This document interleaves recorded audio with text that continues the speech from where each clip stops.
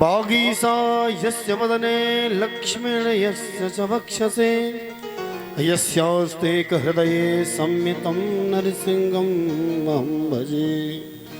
कस्तूरी तिलकं ललाटपटले वक्षस्थले कौस्तुभं नासाग्रे परिमुक्तिकं करतले वेणुकरे कङ्कणं सर्वाङ्गे हरिचन्दनं सुललितं कंठे च मुक्तावली गोपस्त्री परवेष्टितो विजयते श्रीगोपाल चूड़ामणि। बालकृष्णाय नमः। सर्वोपचारार्थे गन्धाक्षतमसपाणि समर्पयामि। तेने अम्बागमयी मूर्ति प्रत्यक्ष वर्तते हरि सेवनाक्षवर्णात् पाठात् दर्शनात् पापनाशने। श्री पुराण पुरुषोत्तमाय नमः। भगवते नमः। सुखदेवाय नमः। ओम व्यासाय विष्णुरूपाय व्यासरूपाय विष्णवे नमो वै ब्रह्मविदये वसिष्ठाय नमो नमः। धर्मः प्रोक्ष्यते केन्द्रबहुद्रपरमो निरमत्सराणां सताम् वैद्यं वास्तवभद्रमस्तु शिवदं तापत्रयोन्मूलनं श्रीमद्भागवते महामुनिकृते किं वा परेरीश्वरो श्रद्धयो हृद्यवरुद्धतेतकृतभिः शुश्रूषभिः सक्षणात्।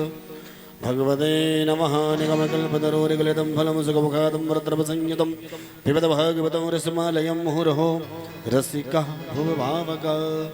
जनमाद्यस्य तुन्वयादितरतश्चार्थेषु भिज्ञस्वराट् तेने ब्रह्महृदाययादिकवये मुह्यन्ति यत् सूरया तेजो वारिमृतं यथा विनिमयो यत्र सर्गो मृषा धाम्नास्तेन सदा निरस्तकुहकं सत्यं परं धीमहि। ओम भगवते नमः। पुराण पुरुषोत्तमाय नमः। श्री बालकृष्णाय नमः। तेने अम्बागमयी मूर्ति प्रत्यक्ष वर्तते हरि सेवनाक्षवणात् पाठात् दर्शनात् पापनाशने निगमकल्पतरोर्गलितं फलं सुमुखादं व्रतर्वसंयुतं पिबत भागवतं रसमालयं मुहुरहो रसिका भुवभावका। भगवते नमः। व्यासाय नमः। व्यासाय विष्णुरूपाय व्यासरूपाय विष्णवे नमो वै ब्रह्मविदये वासिष्ठाय नमो नमः। ओम श्री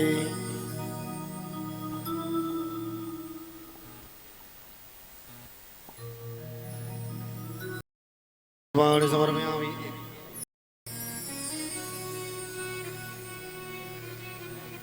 भगवते नमः। व्यासाय विष्णुरूपाय व्यासरूपाय विष्णवे नमो वै ब्रह्मविदये वासिष्ठाय नमो नमः। ओम प्रह्लादस्थालधारी तरलगतया चोद्धवा कांस्यधारी वीणाधारी सुरऋषि स्वरकुशलतया रागकर्तार्जुनो भूत इंद्रो वादिं मृदंगं जय जय सुकरा कीर्तने ते कुमारा यत्राग्रे भाववक्ता सरसरचनया व्यासपुत्रो बभूव। भगवते नमः। व्यासाय नमः।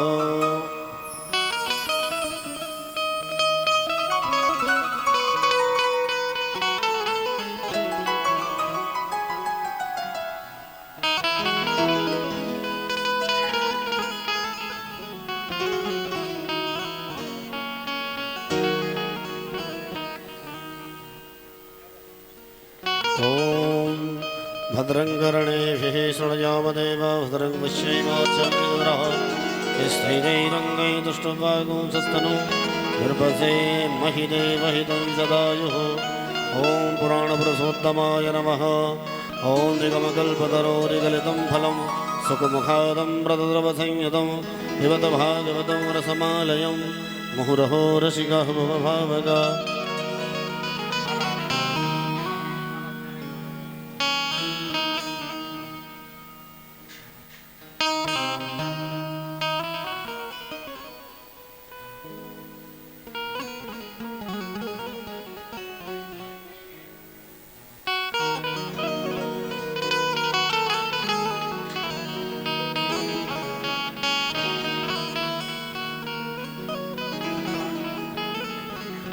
श्रीमती प्रज्वाल्याः नमः सम्पूज्य ज्वालामालिन्यै नमः रत्नेश्वर्यै नमः।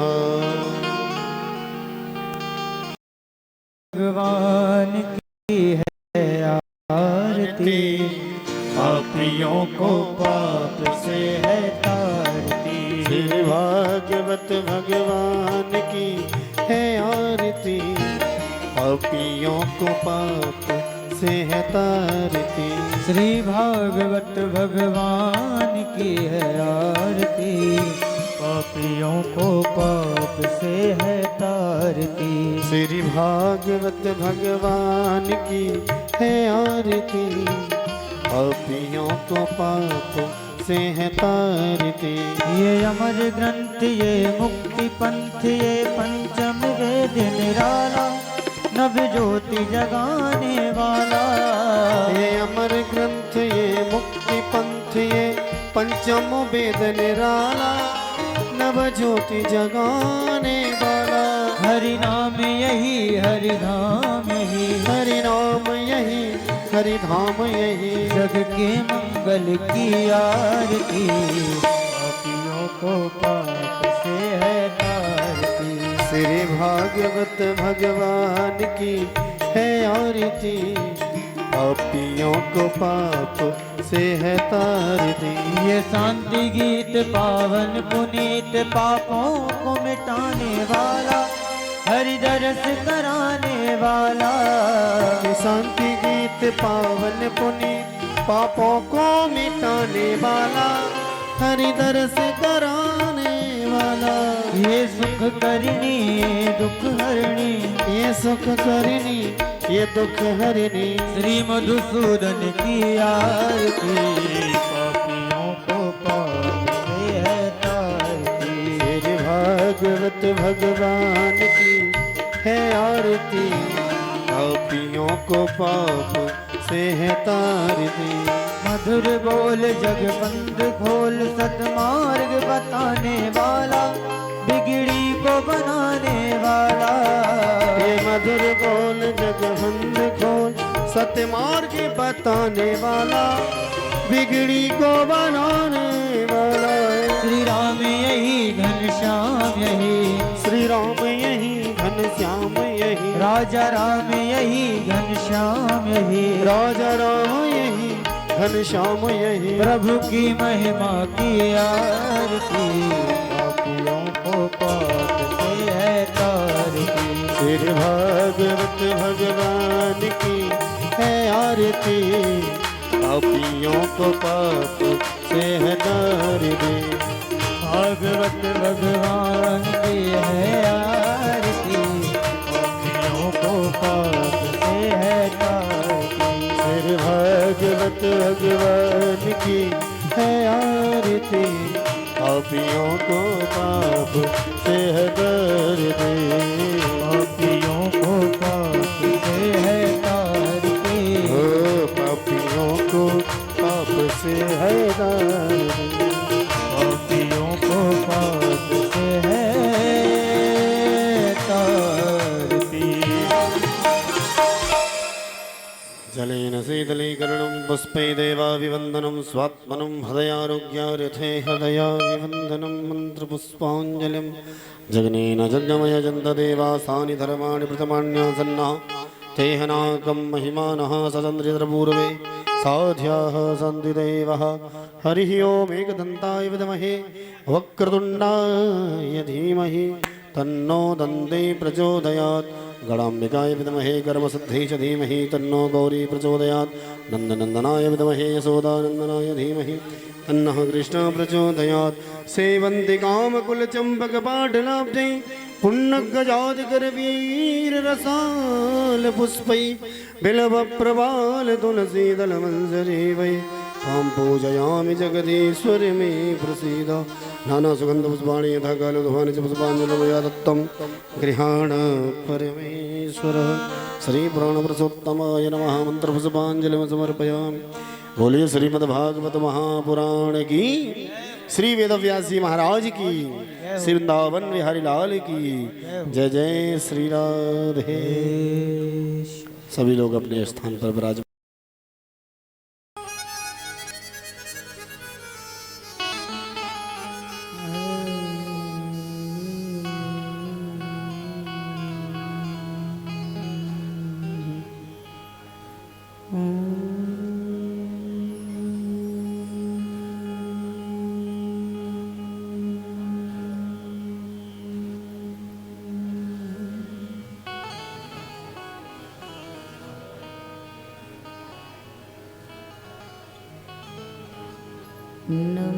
परमहंस स्वादित चरण कमल चिन्ह मकरंद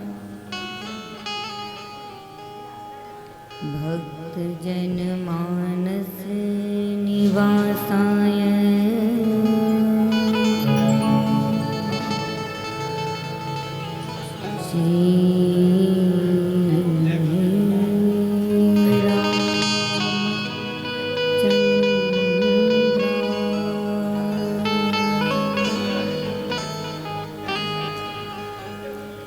ध्येयं सदा परिभवः नमभीष्टदोहम्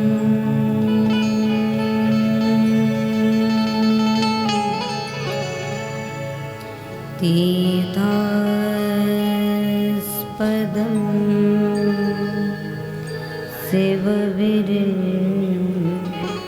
शिवविरच्युतं शरणं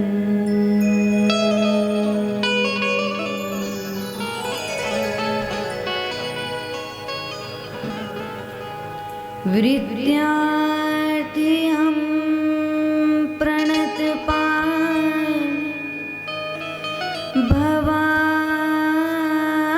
भवाब्धिपोतं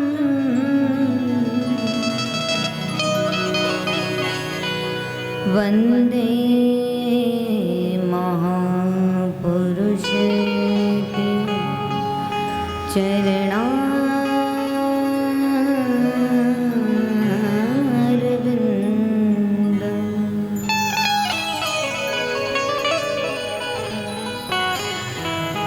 चरणारविन्दम् वंशी विभूषित करा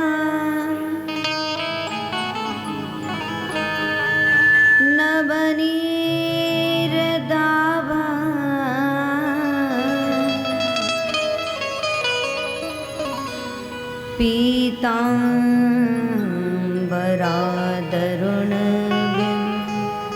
पीताम्बरादरुणबिम्बफला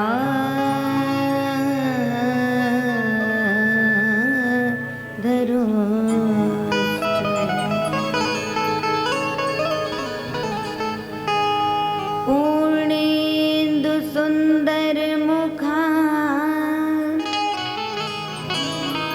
दरविंद नेत्र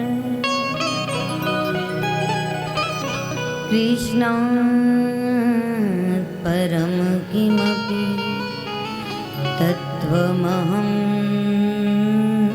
न जाने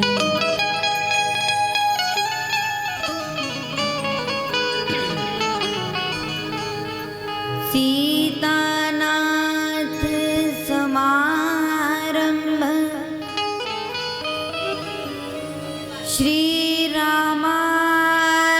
श्रीरामानंदार्य मध्यमा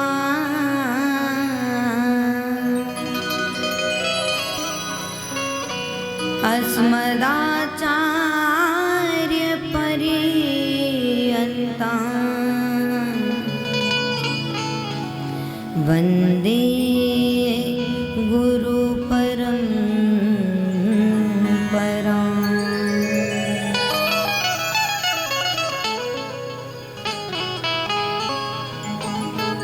जय जय श्री राधा रमण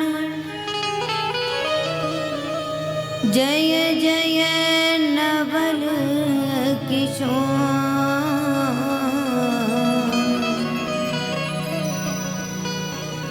जय गोपी चित चोर प्रभु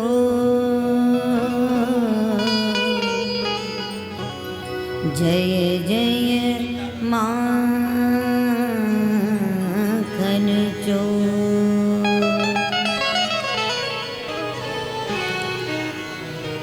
बोल वृंदावन बिहारी लाल की जय श्री राधा रानी सरकार की श्री चक्रधर भगवान श्री सद्गुरुदेव भगवान श्री श्रीमद्भागवत महापुराण जय जय श्री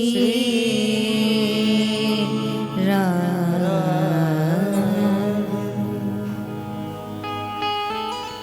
आए आज की मंगलमयी इस पावन यात्रा का शुभारंभ करें। उससे पूर्व मन वाणी को पवित्र बनाने के लिए सर्वप्रथम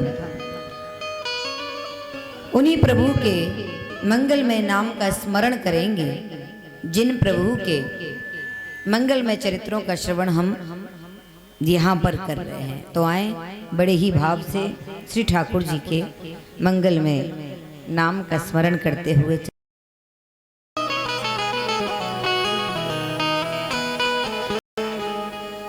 कि लाज रखो हे कृष्ण मुरारी। सबकी लाज बचाने वाले वे परमात्मा ही हैं। किसी भी प्रकार की लाज, चाहे वो सामाजिक हो, चाहे वो पारिवारिक हो, चाहे वो सांसारिक हो, समस्त प्रकार की लाज बचाने वाले मेरे परमात्मा ही हैं, मेरे ठाकुर ही हैं। तो आए बड़े भाव से अपने भावों को श्री ठाकुर जी के चरणों में निवेदित करते हुए चलें कि लाज रखो हे कृष्ण मुरारी, लाज रखो हे कृष्ण मुरारी, लाज रखो हे कृष्ण मुरारी, लाज रखो हे कृष्ण मुरारी, लाज रखो हे कृष्ण मुरारी, लाज रखो हे कृष्ण मुरारी। हे गिरधारी, हे गिरधारी, हे बनवारी, लाज रखो हे कृष्ण मुरारी, लाज रखो हे कृष्ण मुरारी।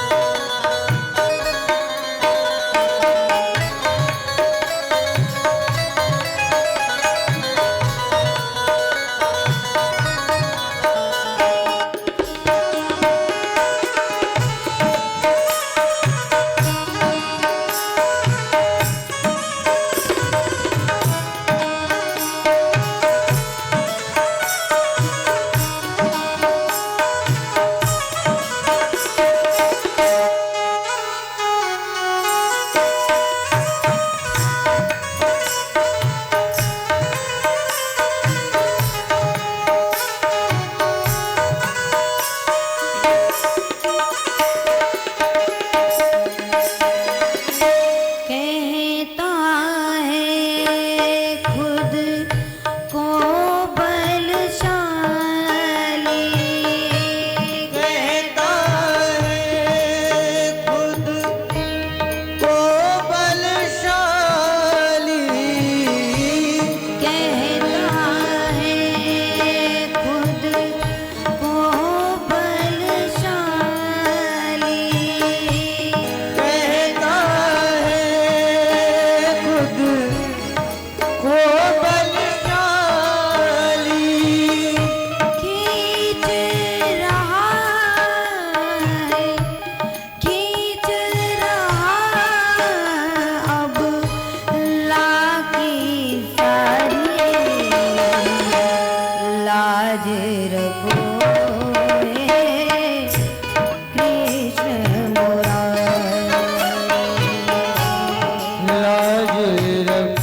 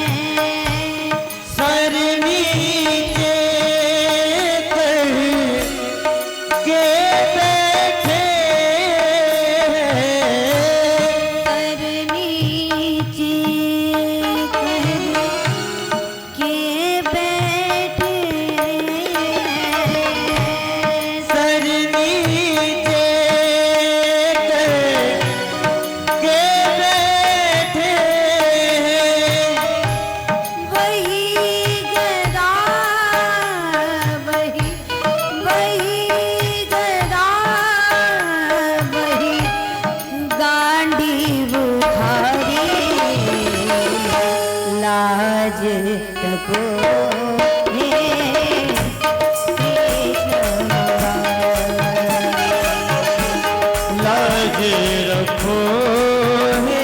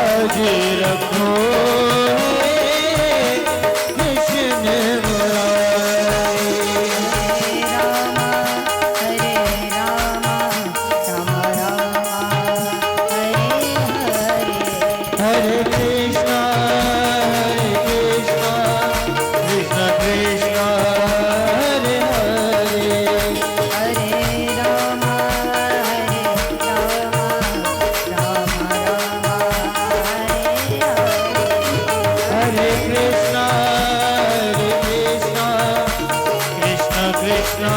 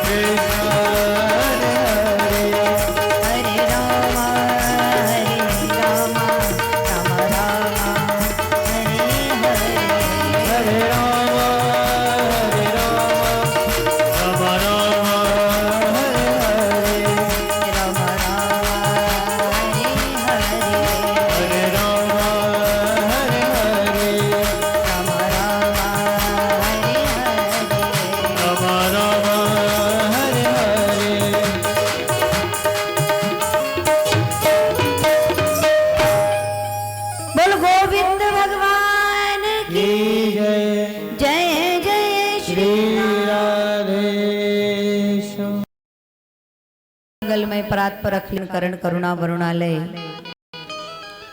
भगवान गोविंद का वांग्मय प्रति स्वरूप श्रीमद् भागवत महापुराण सप्ताह ज्ञान यज्ञ अनुष्ठान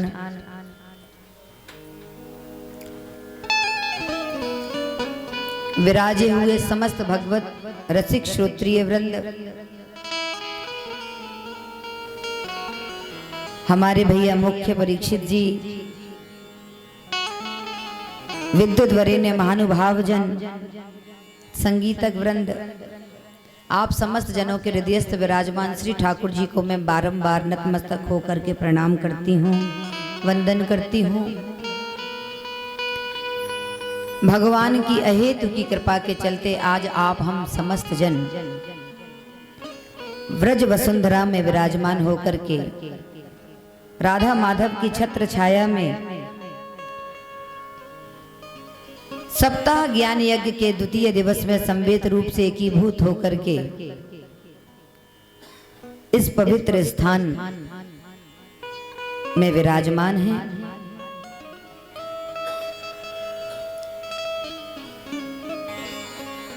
पद्म पुराण से प्राप्त भागवत महात्म के 6 अध्यायों का श्रवण कल आपने यहाँ पर किया। भागवत के महात्म की चर्चा भागवत में नहीं है, पद्म पुराण स्कंद पुराण में आई और उसी की चर्चा कल आपने यहाँ पर सुनी। अब प्रश्न ये उठता है कि जब हम कथा भागवत की सुन रहे हैं तो उसकी महात्म की बात उसी ग्रंथ में क्यों नहीं आई है? जब हम कथाई भागवत की सुन रहे तो अन्य ग्रंथ में उसकी चर्चा आई और वो कथा क्यों सुनाई? बहुत सुंदर प्रश्न है। तो देखो भैया, जब किसी में कोई विशेषता होती है ना, जैसे कोई बहुत रूपवान हो और वो अपने मुंह से बोले कि मैं बहुत सुंदर हूं, तो क्या अच्छा लगता है? कोई बहुत गुणवान है और वो स्वयं अपने मुंह से मुंह मियां मिट्ठू बने कि मैं बहुत गुणवान हूं, तो अच्छी बात होगी क्या? अच्छा तो तब है जब हमारी प्रशंसा हमारे गुणों के आधार पर, हमारे स्वभाव के आधार पर कोई और करे, है ना, तभी उसकी बढ़ाई है। हम क्या हैं वो तो ठीक है, लेकिन सामने वाला उसका दर्शन कराए तभी बात बनती है और वही अच्छा लगता है। तो भागवत में क्या विशेषता है, उसका गौरव क्या है, उसका वैशिष्ट क्या है, वो स्वयं गाता। वो ग्रंथ अगर स्वयं गाए तो कोई महत्व नहीं होगा। महत्व तो उसका तब बढ़ा जब अन्य पुराणों ने उसके गौरव की गाथा को मुक्त कंठ से गाया है। अन्य पुराणों ने भी उसकी बढ़ाई की है, इसलिए भागवत का अपना एक वैशिष्ट है। अन्य पुराण भी कह रहे हैं कि देखो देखो, इसमें जो अब आप सुनेंगे वो सामान्य नहीं है। वो क्या है? कहा वो वेदों से निश्रित ग्रंथ ही है। और ग्रंथ तो इसलिए कहा गया क्योंकि शब्दों की डिक्शनरी में इससे श्रेष्ठ और कोई शब्द है ही नहीं है? जबकि दूसरे रूप में देखा जाए तो श्रीमद् भागवत महापुराण स्वयं गोविंद ही हैं। आप कल सुन रहे थे ना, श्रीमद् भागवताख्योयम प्रत्यक्षः कृष्ण एव ही, स्वयं भगवान गोविंद ही हैं। लेकिन सामान्यतः जब हम वार्तालाप करते हैं तो उस वार्तालाप के चलते सबसे उच्च श्रेणी का शब्द ग्रंथ ही है, इसलिए ग्रंथ भी कह देते हैं। लेकिन है गोविंद। भगवान में और भगवान की कथा में कोई अंतर है क्या? नहीं है। मैं तो ये कहूंगी कि राम से बड़ा राम का नाम है। तो आज के दिन से भगवान की भागवत कथा प्रारंभ हो रही है। कल महात्मा की चर्चा थी, आज से प्रारंभ है। तो महाराज प्रारंभ में महर्षि वेदव्यास जी ने श्रीमद् भागवत महापुराण के प्रारंभ में सत्य को प्रणाम किया। बड़ी विचित्र बात है, दुनिया के किसी भी ग्रंथ को आप उठा करके पढ़ो तो किसी ना किसी देवी देवता की स्तुति और मंगलाचरण होता है। लेकिन भागवत महापुराण ही एकमात्र ऐसा ग्रंथ है कि जिसके प्रारंभ में महर्षि वेदव्यास जी ने देवी देवता को प्रणाम न करते हुए सत्य को प्रणाम किया। और प्रारंभ वैदिक ब्रह्म सूत्र से किया। अथा तो ब्रह्म जिज्ञासा, ये वैदिक ब्रह्म सूत्र है। और भागवत का प्रारंभ कैसे कर रहे हैं? जन्माद्यस्य यतः, यानी कि वेदव्यास जी ये कहना चाहते हैं कि अब जो आप सुनेंगे वो समस्त वेद का सार ही है। सत्य को प्रणाम करते हुए वेदव्यास जी ने कह दिया, जन्माद्यस्य यतोऽन्वयादितरतस् चार्धेष्वभिज्ञः स्वरान् तेने ब्रह्म हृदय आदि कवये मुह्यन्ति यत् सूरयः ते मृदाम यथा विनिमयो यत्र त्रिसर्गो मृषा धाम्ना स्वेन सदा निरस्तकुहकं सत्यं परम धीमहि। सत्य को प्रणाम किया बाबा जी ने, सत्यम परम धीमहि। आप रामचरितमानस को उठा करके देख लिए, बाबा तुलसीदास जी ने सबकी स्तुति करी है। अयोध्या की वंदना, सरयू मैया की वंदना, जनक महाराज की वंदना, परिवार की वंदना, चोरों की वंदना, लुटेरों की वंदना, जेब कतरों की वंदना, निंदा करने वालों की वंदना, और आखिरी में तो कह दिया सिया राम मैं सब जग जानी करो प्रणाम जोरी जुग। किसी को भी नहीं छोड़ा बाबा ने। ये प्रकरण ही होता है, यही नियम है कि किसी ग्रंथ के प्रारंभ में जिस ग्रंथ के देवता की बात हो उसका मंगलाचरण होना चाहिए। तो महाराज बाबा तुलसीदास जी ने तो इतना अद्भुत ग्रंथ लिखा रामचरितमानस, उसमें जब हम देखते हैं तो न जाने कितनों की वंदना की। सब लाइन बना करके खड़े हो गए, बाबा तुलसीदास जी से कहने लगे आप कुछ मांगो, बहुत सुंदर स्तुति करी। तो बाबा तुलसीदास जी ने कहा मुझे कुछ नहीं चाहिए, क्योंकि जिसको परमात्मा का आशीर्वाद प्राप्त हो जाता है उसको फिर जीवन में कुछ और मांगने की आवश्यकता पड़ती है क्या? नहीं पड़ती। लेकिन फिर भी सबने कहा नहीं नहीं हम तो देंगे। बहुत सुंदर, बहुत अद्भुत आपने हमारी स्तुति करी है, हम प्रसन्न हैं। तो तुलसीदास जी ने देखो कितनी प्यारी बात मांगी। मांगना है तो संत से मांगना सीखो। तुलसीदास जी मांग रहे हैं, क्या मांगा कि मांगत तुलसीदास कर जोरे, मांगत तुलसीदास कर जोरे, मांगत तुलसीदास कर जोरे, मांगत तुलसीदास कर जोरे, बसहु राम सिय मानस मोरे, बसहु राम सिय मानुस मोरे, बसहु राम सिय मानस मोरे, बसहु राम सिया मानुस मोरे, मांगत तुलसीदास कर जोरे, मांगत तुलसीदास कर जोरे, दास कर जोरे, दास कर जोरे। बाबा तुलसीदास जी ने मांगा कि भैया यदि आप प्रसन्न हो तो मांगत तुलसी दास कर जोरे, हाथ जोड़कर यही मांगूंगा कि बसहु राम सिय मानस मोरे, क्योंकि इससे बड़ी उपलब्धि और जीवन में कुछ और हो नहीं सकती। हम क्या मांग सकते हैं परमात्मा से?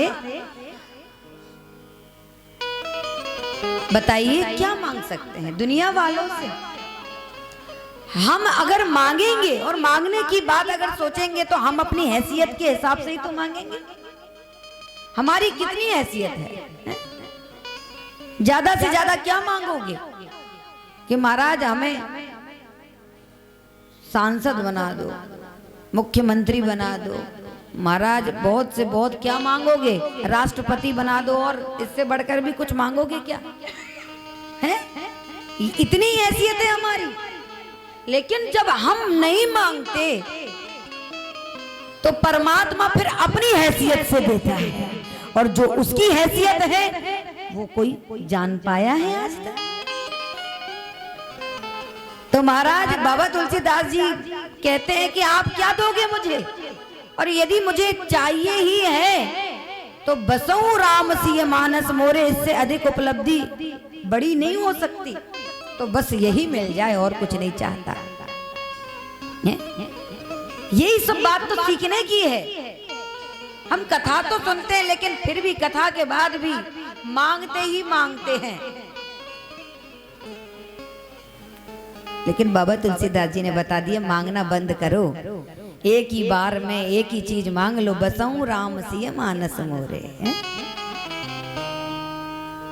तो महाराज ये इस प्रथम श्लोक में भागवत महापुराण के प्रारंभ में वेदव्यास जी ने सत्य को प्रणाम किया। सत्यम परम धीमहि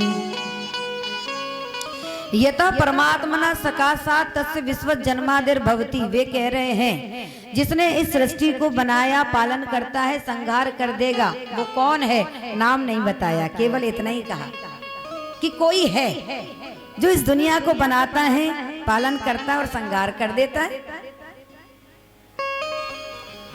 वो कैसा है?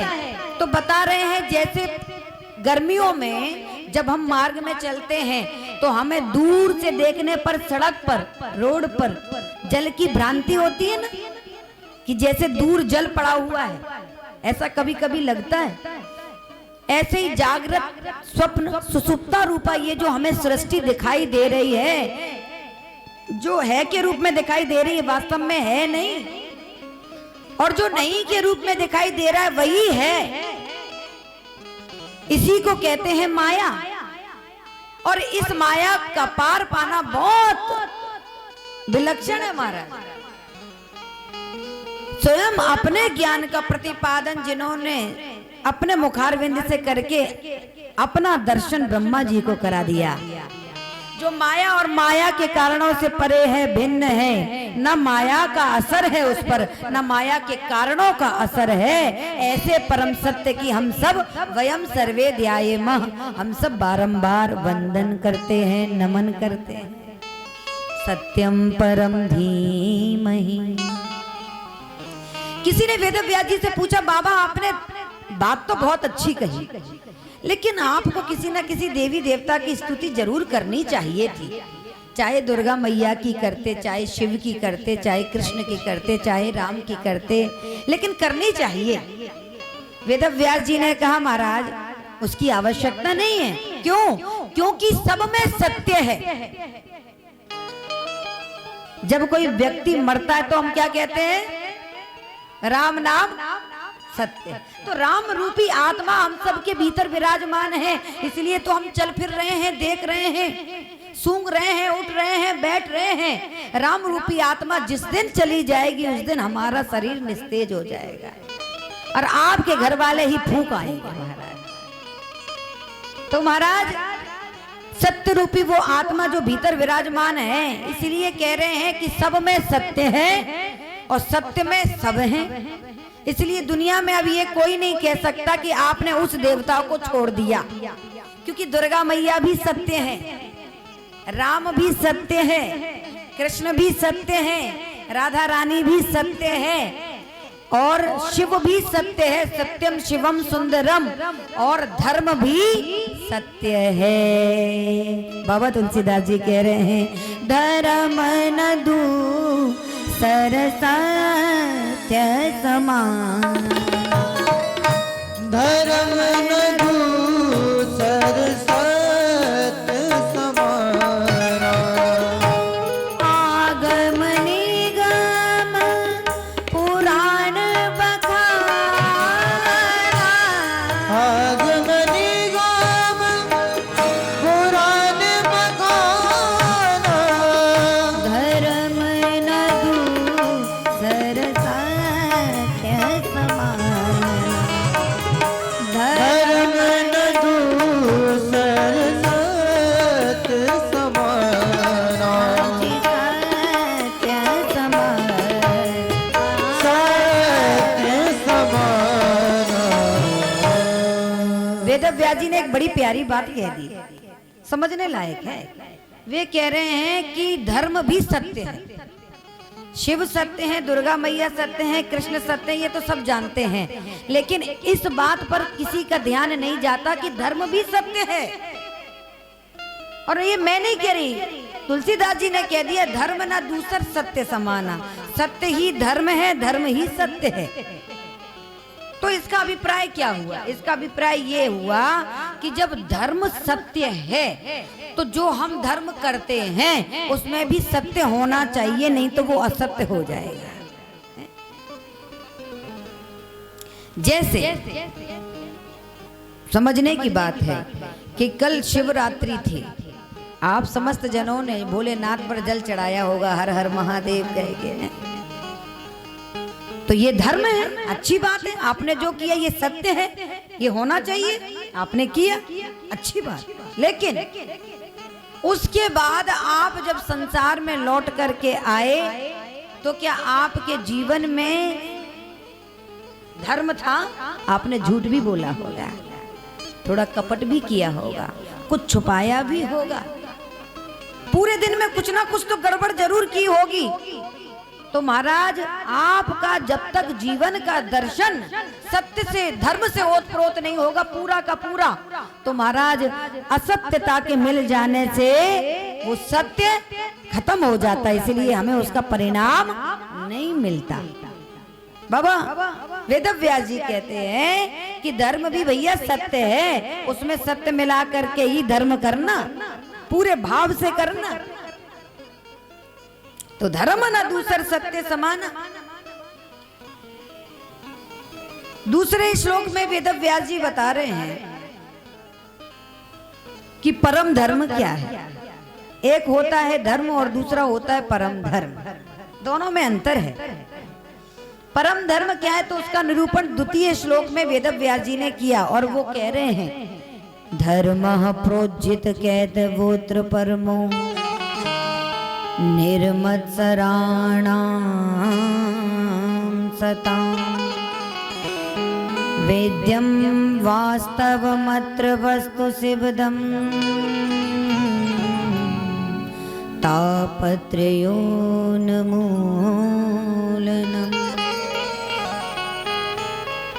श्रीमद्भागवते महामुनिकृते किं वा परेरीश्वरः श्रद्धयो हृदयवरुध्यते त्रिकृतभिः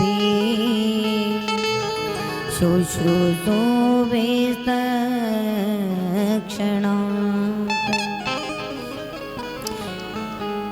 परम धर्म का निरूपण आप दूसरे श्लोक में करके बताया कि एक श्लोक में तो धर्म के बारे में बता दिया सत्य को प्रणाम करके,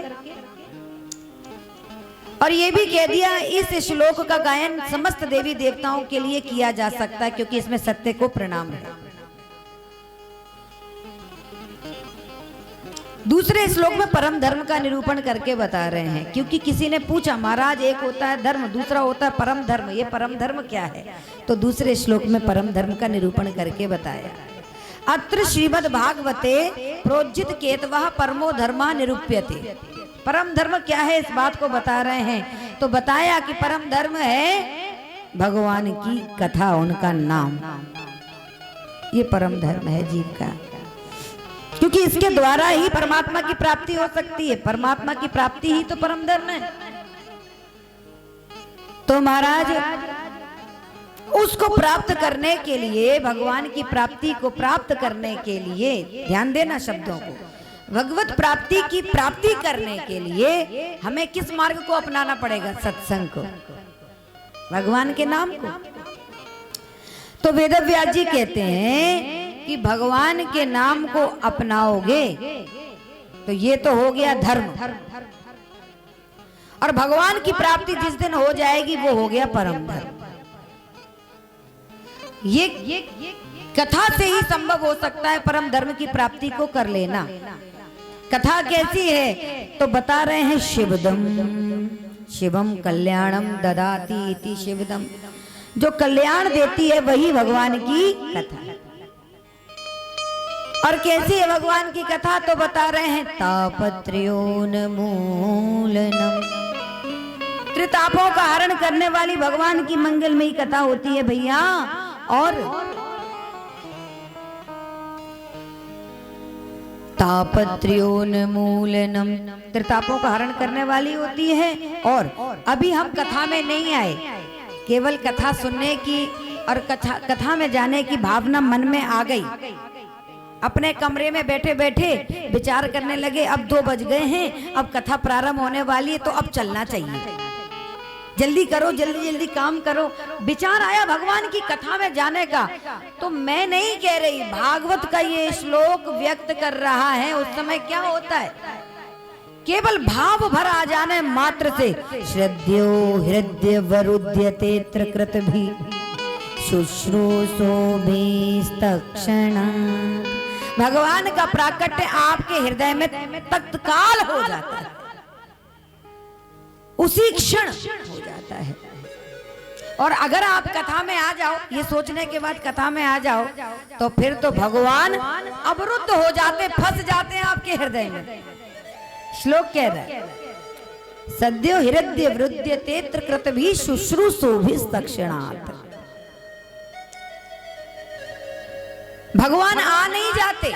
जब हम विचार करते हैं कि हमें कथा में जाना है तो भगवान आ जाते हैं, लेकिन जब हम कथा में आ ही जाते हैं तो अवरुद्ध हो जाते हैं, फंस जाते हैं, हमारे हृदय से फिर बाहर नहीं जा सकते। आ जाने में और अवरुद्ध हो जाने में बहुत बड़ा अंतर है। जैसे मैं कई बार एक उदाहरण देती हूँ कि जैसे जेल है, जेल खाना, तो जेल में जेलर भी है और जेल में कैदी भी है, अपराधी भी है। तो जेलर साहब तो आ गए हैं, आ जाते हैं, जब चाहे आ जाएं, जब चाहे चले जाएं। तो जेलर साहब आ जाते हैं, लेकिन जो कैदी है वो अवरुद्ध है, वो फंसा हुआ है, वो जब जाना चाहे तब वो जा नहीं सकता, वो वशीभूत है दूसरे के, आधीन है दूसरे के। तो महाराज भगवान भी जब आप कथा में आ जाते हो ना भैया, तो वेद व्यास जी कहते हैं, श्रद्धयो हृदय वृद्यते कृत भी शुश्रूषो तक्षणात्। उसी वक्त, उसी घड़ी, उसी क्षण भगवान आपके हृदय में आ नहीं जाते, अवरुद्ध होकर के फंस जाते। पहले तो भगवान का आना बहुत दुर्लभ है, और आकर के यदि स्थायी रूप से उनका स्थान बन जाए तो उनका निकल जाना बहुत दुष्कर है। तो महाराज परम धर्म यही है। तो धर्म होता है परमात्मा की प्राप्ति का मार्ग, और परम धर्म है परमात्मा को प्राप्त कर लेना। और ध्यान देना, धर्म से बड़ा परम धर्म होता है। जीवन में धर्म तो बड़ा है, लेकिन वो परमात्मा से बड़ा नहीं हो सकता। विचारणीय बात है। आप कहेंगे कि भैया धर्म भी हम इसलिए तो कर रहे हैं कि परमात्मा की प्राप्ति हो जाए, लेकिन मैं ये कह रही हूं कि परमात्मा की प्राप्ति में यदि धर्म बाधक बनता है तो धर्म को त्याग करके भी कई संतों ने, कई भक्तों ने परमात्मा की प्राप्ति की है। किसने की? तो तज्यो पिता प्रहलाद, विभीषण बंधु, भरत महतारी, और बलि गुरु तज्यो कंत ब्रज वनितन, भय मुद मंगलकारी। इन सब ने धर्म का परित्याग करके परम धर्म की प्राप्ति कर ली। तज्यो पिता प्रहलाद, प्रहलाद जी ने पिता का परित्याग करके परमात्मा की प्राप्ति करी। जबकि पिता की सेवा करना, उनकी आज्ञा मानना, यही तो धर्म है। और इस धर्म को का निर्वहन करते करते हम परमात्मा की प्राप्ति कर सकते हैं। लेकिन जब वही धर्म परमात्मा के आड़े आ गया तो प्रहलाद जी ने तत्काल ही उस धर्म को त्याग करके परम धर्म का आश्रय करके परमात्मा की प्राप्ति कर ली। तो तज्यो पिता प्रहलाद, विभीषण बंधु, भरत महतारी, बलि गुरु तज्यो कंत ब्रज बनितन, भय मुद मंगलकारी। इसलिए भैया धर्म से बड़ा है परम धर्म, और इसी का निरूपण इस द्वितीय श्लोक में वेदव्यास जी ने करके बता दिया। अब तृतीय श्लोक की बारी आई। ये भागवत के प्रारंभ के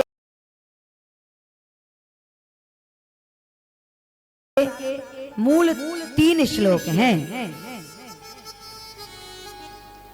निगम कल्प तरोर गलितम फलम, सुखमुखादमृत द्रव संयुतम पिबत भागवतम रसमालयम मुहुरहो रसिका भुवि भावुका। अब तीसरे श्लोक में वेदव्यास जी कह रहे हैं बहुत सुंदर बात। नेतराम गमयति बोधयति स निगमो वेदः, बता रहे हैं कि निगम किसे कहते हैं। कह रहे हैं विशाल वेद रूपी जो कल्प वृक्ष है संस्कृत में उसको ही निगम कहा गया। वो निगम है, वेद रूपी विशाल कल्प वृक्ष निगम है। तो महाराज क्या कहा वेदव्यास जी ने, निगम कल्प तरोर गलितम फलम। तो वेद रूपी विशाल कल्प वृक्ष का गलितम यानी पका हुआ फल है भागवत। गलितम फलम, पका हुआ फल है भागवत। तो जब ये वेदव्यास जी ने बात कही तो तुरंत किसी ने पूछ दिया वेदव्यास जी से कि महाराज पका हुआ फल आपने बताया है और पका हुआ फल स्वयं ही टपक जाता है और वेद रूपी विशाल कल्प वृक्ष की सर्वोच्च डाली पर श्रीमन नारायण जहाँ विराजमान है उतनी ऊंची डाली से जी ये भागवत रूपी फल जब ये टपका है, क्योंकि पका हुआ फल है ना इसलिए अपने आप टपका होगा और एकदम से टपका होगा तो धम्मदीनी से टपकने के कारण पिलपिला हो गया होगा, थोड़ा दाग दगीला हो गया होगा और ऐसा फल खाने में अच्छा नहीं लगता महाराज। तो वेदव्यास जी कहते हैं नहीं नहीं भैया, ये टपका तो वेद रूपी विशाल कल्प वृक्ष की सर्वोच्च डाली से ही है, लेकिन ये सनई सनई अखंड मेवावतीर्णम डाली प्रति डाली प्रति डाली प्रति डाली इस धराधाम पर आया है, इसलिए टूटा फूटा नहीं है, गला हुआ नहीं है, साबूत ज्यों का त्यों है। कैसे है महाराज, कैसे ये धरती पर आया? तो बता रहे हैं कि सबसे पहले ये जो भागवत रूपी फल है, ये फल सबसे पहले किसके पास था? श्रीमन नारायण भगवान के पास। तो महाराज वेद रूपी विशाल कल्प वृक्ष की सर्वोच्च डाली पर स्वयं श्रीमन नारायण ही तो है और नारायण भगवान की विशाल डाली से जब ये फल टपका तो देखिए दूसरी डाली क्या बताई संतों ने। तो महाराज जैसे विशाल कल्प वृक्ष की उस डाली से टपका ये भागवत रूपी फल, तो महाराज ब्रह्मा बाबा की शाखा पर आके अटका, उस जगह पे आके अटक गया। ब्रह्मा जी को भगवान ने ही तो चतुश्लोकी भागवत का दान किया, तो ये भागवत रूपी फल फिर ब्रह्मा जी के पास आ गया और ब्रह्मा बाबा की शाखा से जब ये फल टपका तो नारद बाबा की शाखा पर आके लटका। नारद जी को ब्रह्मा जी ने दिया क्योंकि ये उनके पुत्र, पिता अपनी संपत्ति अपनी संतान को ही तो देता है। नारद बाबा की शाखा से जब ये फल टपका तो व्यास शाखा पर आके अटका। व्यास शाखा से जब ये फल टपका तब महाराज सुख शाखा पर आके अटका और सुख शाखा से जब ये फल टपका तब परीक्षित आदि संत वृंदों को इस धराधाम पर हम सबको उपलब्ध हुआ। तो हुआ ना, सनई सनई अखंड मेवावतीर्णम, डाली प्रति डाली प्रति डाली प्रति डाली इस धरती पर आया, इसलिए धम्मदीनी से नहीं गिरा, इसलिए साबूत है, ज्यों का त्यों है, खाने में कोई आपत्ति नहीं होगी, अच्छा ही लगेगा। तो महाराज किसी ने कहा महाराज आपने कहा कि ये पका हुआ फल है और इतनी ऊंचाई से गिरा है, साबूत है, तो महाराज पका हुआ फल तो आप बता रहे हैं, लेकिन कभी कभी ऐसा भी होता है कि देखने में फल पका हुआ हो लेकिन भीतर से जब काटने को बैठ करके खाएं तो महाराज कच्चा निकल पड़े, उसकी कौन गारंटी लेगा। ऐसा ही तो होता है आजकल कि फल देखने में बड़े सुंदर सुंदर लगते हैं, मुंह में पानी आ जाए महाराज, लेकिन जब अपन काट के खाने के लिए बैठते हैं तो महाराज कुछ फल तो गले निकल जाते हैं क्योंकि इंजेक्शन ठुके होते। तो ऐसी विचित्र स्थिति में हम कैसे विश्वास करें कि इस भागवत रूपी फल में भीतर भी मिठास है? तो कह रहे हैं कि उसकी गारंटी है। क्या गारंटी है? तो बता रहे हैं कि फल का उत्तम पारखी तोता होता है। तो इस भागवत रूपी फल में भी तोते का मुख लगा है, लेकिन छोटे मोटे नहीं, छोटे मोटे तोते का नहीं, परिव्राजित परमहंस श्री सुखदेव जी का मुख लगा है, इसलिए ये भीतर से भी मीठा ही है। सुख मुख विगलित फल है, इसलिए मीठा है। क्योंकि तोता जिस फल में चोंच लगा देता है वो फल फिर मीठा होता है, होता है ना। तो सुखदेव जी का मुख लगा है, इसलिए ये फल मीठा है। किसी ने कहा भैया मीठा भी है, पका भी है, अच्छी बात है, लेकिन इस फल में भीतर क्या है? तो कह रहे हैं सुख मुखादमृत द्रव संयुतम, अमृत भरा है। काय का अमृत? तो कह रहे हैं कृष्ण के चारों चरित्रों का अमृत। भगवान के जो चरित्र हैं वही तो अमृत हैं, क्योंकि वेदों में जो भगवती श्रुतियां हैं उन्होंने भगवान को रस बताया। दुनिया में जितने रस हैं वो आधे अधूरे हैं महाराज। सबसे उत्कृष्ट सर्वोच्च रस परमात्मा में ही है। भगवती श्रुतियां कह रही हैं रसो वही सह, परमात्मा ही रसराज हैं, रस के राजा हैं, और वही रस के राजा भागवत रूपी कथा में आकर के विराजमान हो गए, तो वही रस तो भरा है इसमें। तो ऐसे रस को क्या करें महाराज? वेदव्यास जी कहते पिबत, पियो। किसी ने कहा महाराज जय हो आपकी, आप एक तरफ तो फल बता रहे हैं और दूसरी तरफ कह रहे हैं फल को पियो। फल को कहीं पिया जाता है? फल को तो काट करके खाया जाता है या चूसा जाता है। आप कह रहे हैं भागवत रूपी फल को पियो, पिबत। तो वेदव्यास जी ने कहा भैया जिसमें छिलका गुठली होता है वही फल काट करके खाया जाता है या चूसा जाता है, लेकिन भागवत रूपी फल में छिलका गुठली नहीं है, इसमें केवल रस ही रस है, कृष्ण भगवान के चरित्रों का रस। इसलिए ऐसे रस को तो पियो, पिबत भागवतम रसमालयम, पियो। कितनी बार पिए? तो कह रहे हैं मुंह, बार बार बार बार बार बार बार बार। आलियम पिबत, पीते पीते जब तक स्वयं रस ना बन जाओ तब तक पीते रहना है। और यदि कोई ये सोच ले कि महाराज हम तो कई बार पी चुके हैं, अब क्या पिए? वही कृष्ण, वही बात, वही कथा, तो क्या पिए? तो महाराज उसने समझ लेना कि भगवान की कथा का आनंद लेना ही नहीं सीखा। जो भगवान की कथा से उब गया हो, अपने आप को सर्वस्व मान लिया हो उसने कि मैंने तो अब बहुत सुन ली, मुझे अब दुनिया में कौन कथा सुना सकता है, उसने भगवान की कथा का आनंद पहचाना ही नहीं है।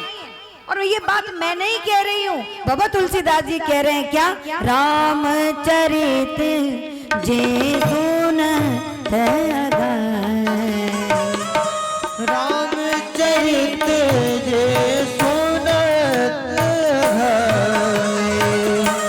रामचरित जे सुनत अघाई, रामचरित जे सुनत अघाई, रस विशेष जाना तीन नाम, रस विशेष जाना तिन नाहि, जिन हरि कथा सुनी नहीं काना, जिन हरि कथा सुनी नहीं गाना, श्रवण रंध्र अहि भवन समाना, श्रवण रंध्र अहि भवन समाना, भवन समाना। अहि भवन समाना। तो रामचरित जे सुनत अगाही, रस विशेष जाना तिन नाहि, और जिन हरि कथा सुनी नहीं काना, तो श्रवण रंध्र अहि भवन समाना। बाबा तुलसीदास जी ने तो कह दिया भैया। तो महाराज वेदव्यास जी कह रहे हैं ऐसे उस भागवत रूपी रस को पिबत पिबत भागवतम रसमालयम मुहु रहो रसिका भुवि भावुक। रसिक और भावुकों आओ आओ तुम्हारे लिए हमने ये प्याऊ बना दी, ये पियो। अब किसी ने फिर प्रश्न कर दिया कि बाबा आपने रसिकों का नाम काय को लिया, भावुकों का ही नाम क्यों लिया? क्या हमारी गिनती नहीं है भगवान की कथा सुनने में? वेदव्यास जी कहते हैं देखो ये भागवत रूपी प्याऊ तो सबके लिए है, सार्वभौम है, लेकिन ये दो नाम मैंने विशेष रूप से उनके लिए हैं जिनको कथा की प्यास ज्यादा ही लगी रहती है। क्योंकि रसिक जो होता है, जो भावुक होता है, वो कभी ये नहीं देखता कि हमें चिट्ठी पत्री मिली है कि नहीं। चिट्ठी मिली होगी तभी हम जाएंगे, नहीं तो नहीं जाना। पड़ोसी ने हमें बुलाया है कि नहीं, बुलाया होगा तो ही जाएंगे, नहीं तो हमें नहीं जाना। अरे भगवान की कथा पर तो सबका अधिकार है। और जो ये नहीं सोचता वही रसिक है, वही भावुक है, वो कथा के लिए निरंतर तैयार रहता है। तो महाराज ये दो नाम मैंने उनके लिए जिनको कथा की प्यास ज्यादा लगी है, क्योंकि पानी की कीमत वही समझ सकता है जिसको प्यास लगी होती है। और जो प्यासा ही नहीं है, जो अपने आप में ये सोच रहा है कि हमें कथा कौन सुना पाएगा, तो महाराज उसकी तो अपनी जिम्मेदारी है, वो आए या ना आए। बाकी प्याऊ तो लगी हुई है, सबके लिए पानी बट रहा है। ये हमारी स्वयं की इच्छा है। अरे स्वयं देवादिदेव महादेव जिन्होंने स्वयं कथा का गान किया, रामचरितमानस आप देखिए, भूत बावन भोलेनाथ ने ही तो रामचरितमानस कथा गाई है। रची महेश निज मानस राखा, पाई सुसमय सिवासन भाखा।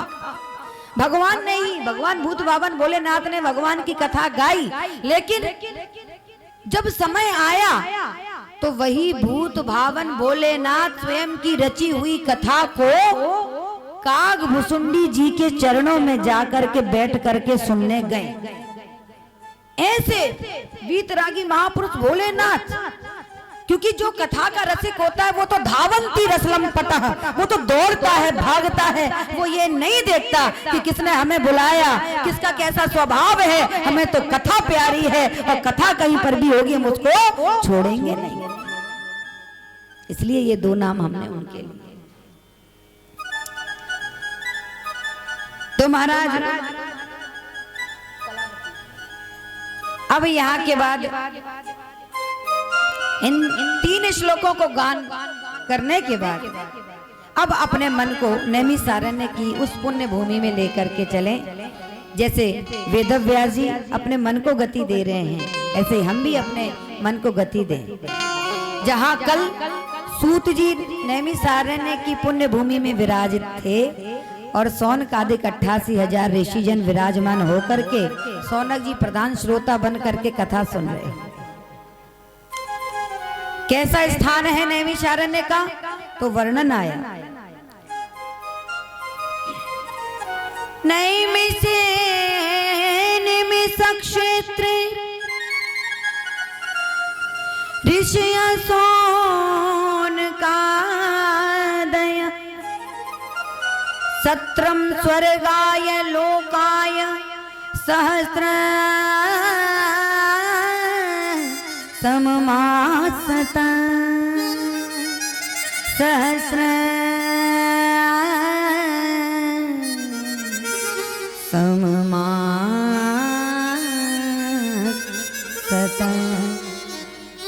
नैमिषारण्य की पुण्य भूमि है और 7 दिन का नहीं 1000 वर्ष का सत्संग सत्र चल रहा है। 1000 वर्ष का। केवल भागवत में ही सूत सौनकादिक संवाद नहीं है, सत्यनारायण की कथा और अन्य पुराणों में भी सूत सौनकादिक संवाद है। इसका अभिप्राय यह है कि ये जितनी भी कथाएं हमें प्राप्त हुई हैं, ये 1000 के सत्संग सत्र में जो सत्संग चला है उसी के अंतर्गत हुई है। उनके विभाग बना दिए गए जिससे हम सबको सुविधा प्राप्त हो। सहस्त्र सममासत 1000 वर्ष का सत्संग सत्र चल रहा है। ये चक्र तीर्थ भी कहा गया। नैमिषारण्य की पुण्य भूमि को चक्र तीर्थ भी कहते हैं। नैमिषारण्य जो गए होंगे वो जानते हैं कि वहां पर एक चक्र तीर्थ है जो निरंतर घूम रहा है। भगवान का भेजा हुआ चक्र यहीं पर गिरा तो वहीं पर चक्र तीर्थ बन गया। उसी का स्नान करके हम आते। ऐसी पावन पुण्यमयी भूमि में सूत जी विराजमान है। सौनकादिक 88,000 ऋषिजन कथा सुन रहे हैं। सौनक जी प्रधान श्रोता बनकर के बैठे हैं। तो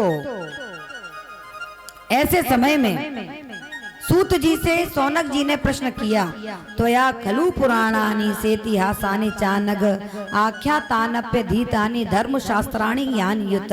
महाराज आप इतिहास पुराणों के ज्ञाता हैं, इसलिए कुछ जानना चाहते हैं। क्या जानना चाहते हैं?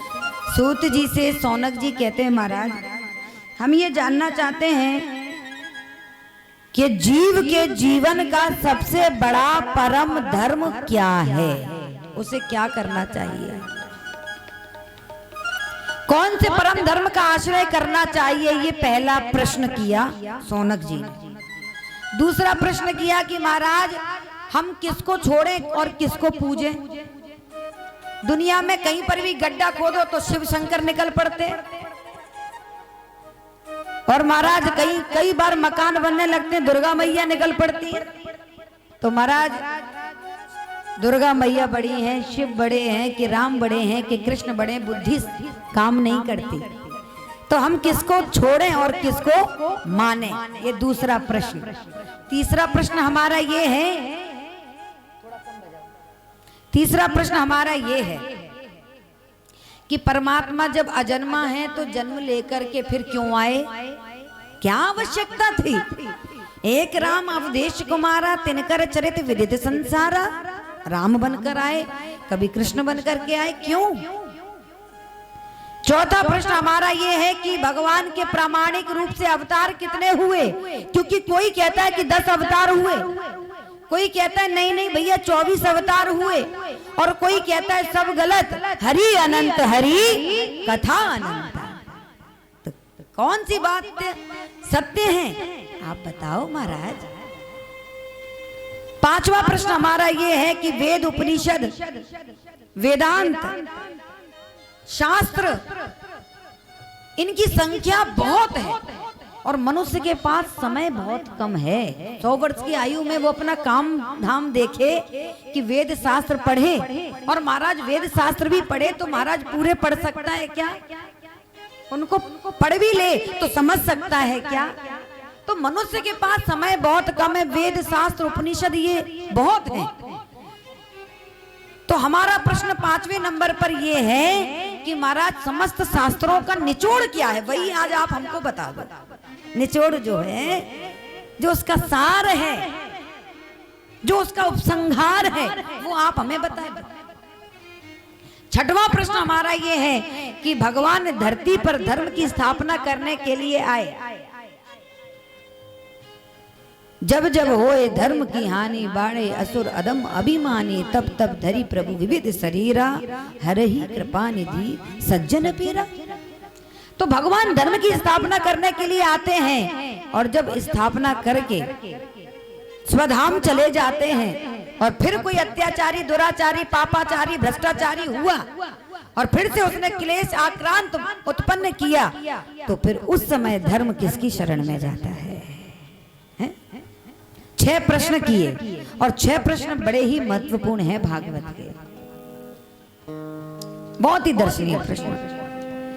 इन समस्त प्रश्नों के उत्तर हम देंगे, मगर 2 बार भगवान का मंगलमय नाम लेंगे, और उसके बाद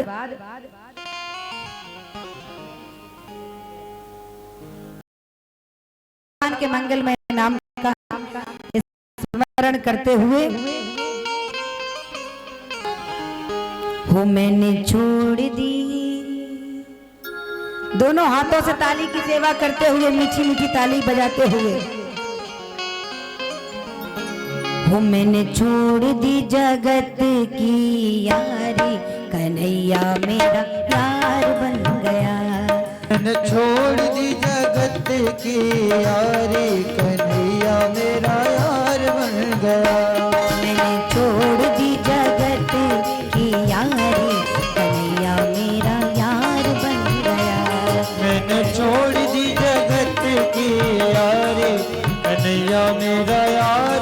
गया।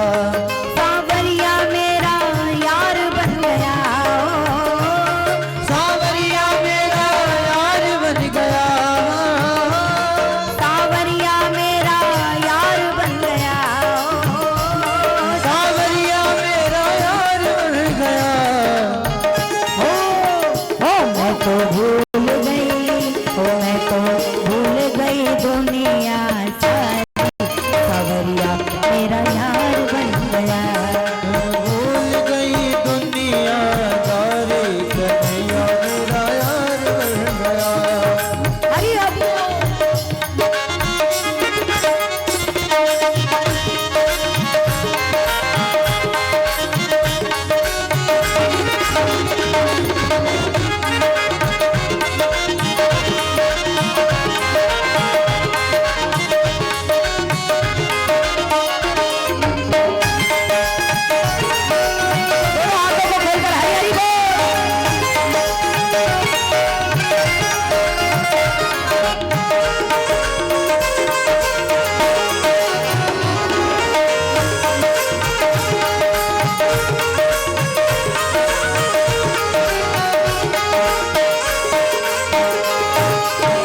झूठे हैं सब दुनिया के नाते,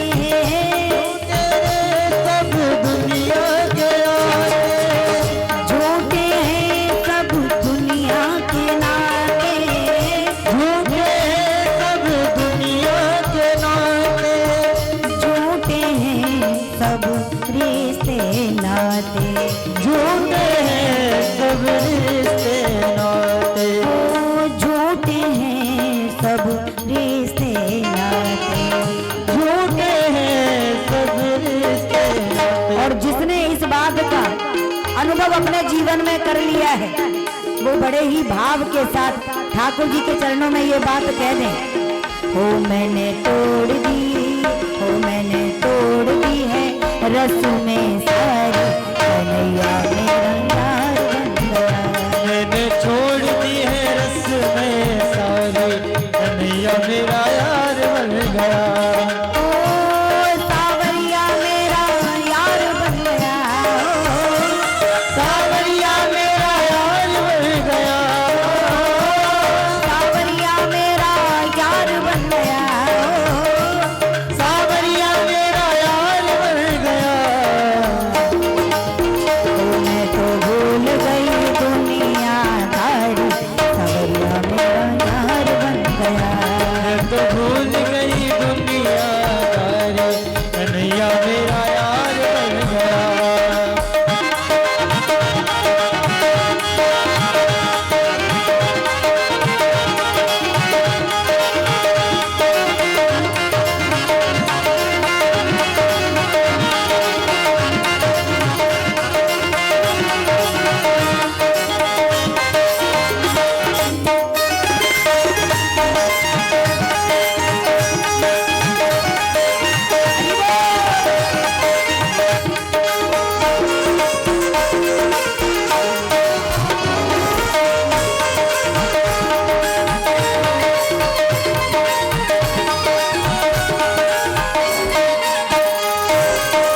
यार अनोखा मेरा कन्हैया, यार अनोखा मेरा कन्हैया, यार अनोखा मेरा कन्हैया, यार अनोखा मेरा कन्हैया।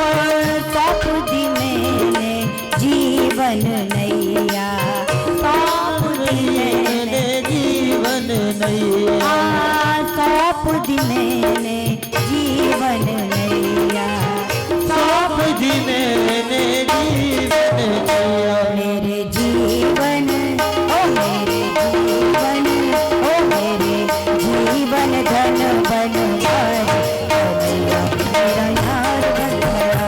मेरा जीवन धन बन वाले, कन्हैया मेरा यार बन गया। मेरे जीवन धन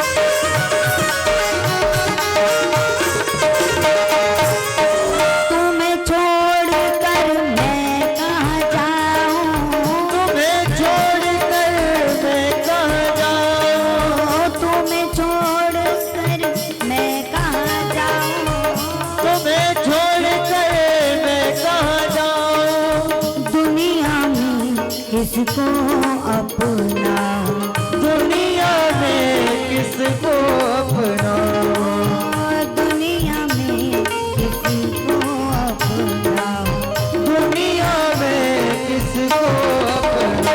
मैं तो दासी बन गई तिहारी, कन्हैया मेरा यार बन गया। मैं तो दासी बन कर हारी, कन्हैया मेरा यार बन गया। सावरिया मेरा यार बन गया, सावरिया मेरा यार बन गया, कन्हैया मेरा यार बन गया, कन्हैया मेरा यार बन गया। मैं तो भूल गई, मैं तो भूल गई दुनिया सारी, सावरिया मेरा यार बन गया। भूल गई दुनिया सारी, कन्हैया मेरा यार बन गया। मैं तो दासी बन गई तिहारी, कन्हैया मेरा यार बन गया। मैं तो दासी बन गई तुम्हारी, कन्हैया मेरा यार बन गया। सावरिया मेरा यार बन गया, सावरिया मेरा यार बन गया, कन्हैया मेरा यार बन गया। कन्हैया मेरा यार बन गया। मैं तो भूल गई, मैं तो भूल गई दुनिया दारी, सावरिया मेरा यार बन गया। तो भूल गई दुनिया सारी, कन्हैया मेरा यार बन गया। जय राधे राधे, राधे राधे, राधे राधे, राधे राधे, राधे राधे, राधे राधे, राधे राधे, जय राधे राधे, राधे राधे, राधे राधे, राधे राधे, राधे राधे, राधे राधे, राधे राधे, राधे राधे, राधे राधे, राधे राधे, राधे राधे, राधे राधे। मैंने छोड़ दी दुनिया दारी, कन्हैया मेरा यार बन गया। मैंने छोड़ दी दुनिया सारी, कन्हैया मेरा यार बन गया। छोड़ दी है रस्में सारी, कन्हैया मेरा यार बन गया।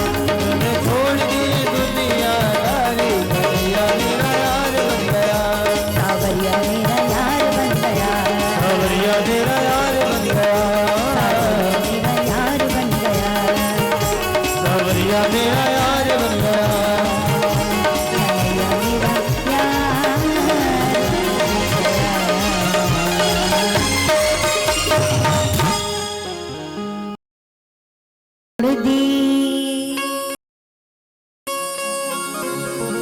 छोड़ दी है दुनियादारी, कन्हैया मेरा यार बन गया। सावरिया मेरा यार बन गया, कन्हैया मेरा यार बन गया। वो मैं तो भूल गई रस्में सारी, अब कन्हैया मेरा यार बन गया। तो महाराज सिर्फ ये भजन में मत रखो, ये भाव अपने जीवन में लाओ, क्योंकि समय रहते जब आप इस बात को समझ लें तो बहुत आनंद की बात है। नहीं तो जब आपके अपने आप को ठेस पहुंचाते हैं और दुख देते हैं, काल का जब तमाचा आपके गाल पर लगता है, उस समय आप सुधरे तो क्या लाभ। महाराज समय से पहले ही इस बात को समझ लो तो ठीक है, तो ही सत्संग करना सार्थक है। इस दुनिया में कोई किसी का नहीं है। सुर नर मुनि सबकी यह रीति, स्वार्थ लाग करें सब प्रीति। सबको बाबा जी ने सबको एक कैटेगरी में खड़ा कर दिया, हमारा किसी को स्पेशल नहीं बनाया। तो महाराज नैमिषारण्य की पुण्य भूमि में ये 6 प्रश्न किए। सूत जी ने सबसे पहले अपने गुरुदेव श्री सुखदेव जी का स्मरण किया कि पहले मैं गुरुदेव को तो प्रणाम कर दूं, तभी तो कथा कहूंगा। तो महाराज श्री सुखदेव जी को प्रणाम किया यम प्रव्रजंत मनुपेत मपेत कृत्यम द्वैपायनो विरह कातर आजुहाव पुत्रेति तन्मयतया तरवो बिनेदु स्तं सर्वभूत हृदयं मुनिमानतोऽस्मि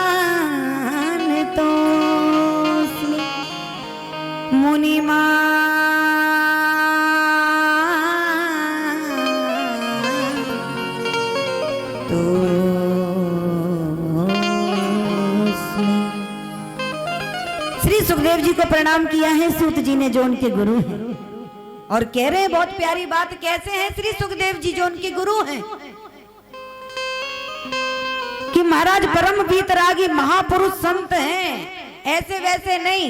जन्म होते ही पिताजी माताजी की तरफ नहीं देखा, जंगल में भागने लगे। एक तो जैसे तैसे 12 वर्षों में जन्म हुआ, और जब जन्म ही लिया था तो महाराज भागने लगे जंगल की तरफ। पिताजी कह रहे अरे बेटा रुको, अरे बेटा रुको, अरे थोड़ा रुको, मैं पिता बोल रहा हूँ, रुको बेटा रुको। लेकिन सुखदेव जी काहे को पीछे मुड़े? सुखदेव जी ने नहीं देखा किसी की तरफ। तब वृक्षों ने अपने आप कहा, वृक्ष बोले, भागवत कह रही है वृक्षः अवनेदु, वृक्षों ने बोला कि महाराज आप किसको अपना बेटा बेटा बेटा बेटा कहे जा रहे हो? अरे कौन जाने ये कौन से जन्म में आपके पिताजी भी रहे होंगे। ये तो अवतार अवतार समय समय की बात है, और महाराज आपको ये शोभा नहीं देता, आप संत हैं। व्यास जी को वृक्ष कह रहे हैं कि आप संत हैं, और आपके जीवन का जो ये फल सुखदेव के रूप में आपको प्राप्त हुआ है, उसको आप मोह माया के जाल में फंसा करके घर में बैठाना चाहते हो। वो तो संत है ना, वो जगत के कल्याण के लिए जा रहे हैं, आप जाने दो। जैसे हम वृक्ष हैं, हम अपने जीवन में कितना कुछ सहते हैं, धूप गर्मी बरसात सब कुछ सहने के बाद भी वृक्ष ये कह रहे हैं महाराज आप ये भूलो मत कि हमारे जीवन का जो सार है फल, हम कितना भी कुछ सहन करते हैं, लेकिन जब फल होता है तो क्या हम खाते हैं? नहीं खाते ना, हम दूसरों को देते हैं। तो महाराज आप भी संत हैं, आपका ये जो बालक है वो संत ही है, परमहंस है, दुनिया का उद्धार होगा, आप अपनी माया जाल में मत फंसाओ। तब जाकर के व्यास जी को लगा कि सही बात है, तो लौट पड़े। तो ऐसे परम वीतरागी महापुरुष को श्री सूत जी प्रणाम कर रहे हैं गुरु के रूप में। और सूत जी ने कहा देखो तीन होते हैं इस दुनिया में, जीवात्मा, महात्मा और परमात्मा, लेकिन तीनों में अंतर है। जीवात्मा वो होता है जो माया के इशारे पर नाचता रहता है, वो है जीवात्मा। और जो माया के बीच में रह करके भी उससे निर्लिप्त रहता है, वो है महात्मा। और जो माया को अपने इशारे पर नचा दे, वो है परमात्मा। तो ये जो सुखदेव जी हैं, ना तो ये जीवात्मा है, ना ही ये परमात्मा है, ये महात्मा है, परमहंस है, बहुत बड़ी विभूति है। आप देखिए कि कैसा विचित्र सुंदर जीवन रहा है इनका, कि संसार की दुर्वासनाओं ने इन्हें छुआ तक नहीं, उससे पहले ये निकल गए घर छोड़कर। और हमारा भी जब जन्म होता है तो हमारे अंदर विकार नहीं होता। जब 7वें महीने में हम माँ के गर्भ में होते, प्रार्थना करते प्रभु हमें सब समझ में आ गया, हमें गर्भ से बाहर तो निकालो। अब हम आपका भजन करेंगे, हम भजन को भूलेंगे नहीं, आप हमें निकालो तो सही। और वायु का ऐसा जोर का वेग आता है, जब वो बालक या बालिका जब शरीर से बाहर आती है तो महाराज उसमें माया का कीचड़ अपने आप लग जाता है। जैसे जब एक जल की बूंद ऊपर से गिरती है तब तो वो ठीक है, लेकिन धरती पर आकर के मलिन हो जाती है, धूल में धूसरित हो जाती है। इसलिए बाबा तुलसीदास जी कहते हैं, भूमि परत भार डावर पानी, भूमि परत भार डावर पानी, भूमि परत भार डावर पानी, भूमि परत भार डावर पानी, जिमि जीवही माया लपटाने, जिम जीव है माया लपटानी, भूमि परत भार डावर पानी, भूमि परत भार डावर पानी, जिमि जीवही माया लपटाने, जिम जीव है माया लपटानी, माया लपटाने, माया लपटानी। और माया के चक्कर में फिर वो जीवात्मा ऐसा फंस जाता है कि जो भगवान से वादा करके आया है वो भूल जाता है कि माया माया सब भजे, फिर माधव भजे न कोई, और जो कदापि माधव भजे सो माया चेरी हो, सो माया चेरी हो। ये स्थिति है महाराज। ऐसे परमहंस को श्री सूत जी ने बारंबार प्रणाम किया, वंदन किया, और अब गुरु कृपा से बोल रहे हैं कि महाराज आपने बहुत सुंदर प्रश्न किया। आपने पहला प्रश्न किया, सूत जी उत्तर दे रहे हैं कि जीवात्मा के लिए सबसे बड़ा परम धर्म क्या है। तो सूत जी जो कह रहे हैं वो ध्यान से सुनने योग्य बात है। वे ये कह रहे हैं जीवात्मा के लिए सबसे बड़ा परम धर्म क्या है, बता रहे हैं। सवई पुंसाम परो धर्म ये तो मक्ति रदोक्षजे, अहेतुक्य प्रतिहता ययात्मा संप्रसीदति, ययात्मा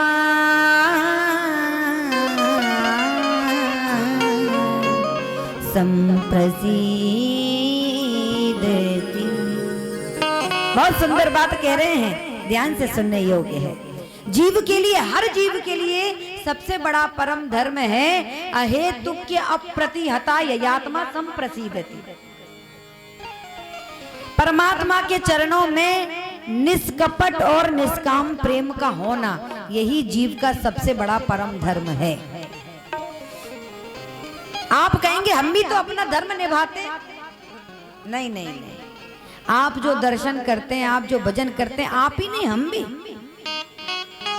जो हम दर्शन कर रहे हैं, जो हम भजन कर रहे हैं, वो दो कारणों से है। या तो हमें लोभ है, या तो हमें भय है। जीव परमात्मा का भजन इन दो कारणों के चलते ही करता है। बहुत बिरले ही होते हैं वो साधु संत जिनके भीतर ना भय होता है ना लोभ होता है।